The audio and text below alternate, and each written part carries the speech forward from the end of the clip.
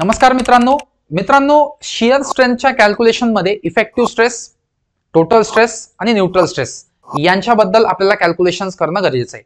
यातला सगळ्यात इम्पॉर्टंट जर कुठला असेल तर तो आहे इफेक्टिव्ह स्ट्रेस. आणि याचं रिझन काय आहे? याचं रिझन सिंपल आहे की तिथे इफेक्टिव्हली लोड कॅरिंग साठी, इफेक्टिव्हली व्हॉइड रेशिओ रिडक्शन साठी इम्पॉर्टंट असलेला स्ट्रेस म्हणजे इफेक्टिव्ह स्ट्रेसच आहे. बिकॉज पोअर वॉटर प्रेशर जे आहे ते कालांतरानंतर काय होणार आहे? न्यूट्रलाइज होणार आहे. म्हणूनच आपण त्याला न्यूट्रल स्ट्रेस सुद्धा बोलतो. आणि इफेक्टिव्ह स्ट्रेस जो आहे तो इफेक्टिव्ह आहे व्हॉइड रेशिओला रिड्यूस करायसाठी आणि सॉइलला स्टेबल करण्यासाठी. देअरफॉर आपण त्याला इफेक्टिव्ह स्ट्रेस बोलतो.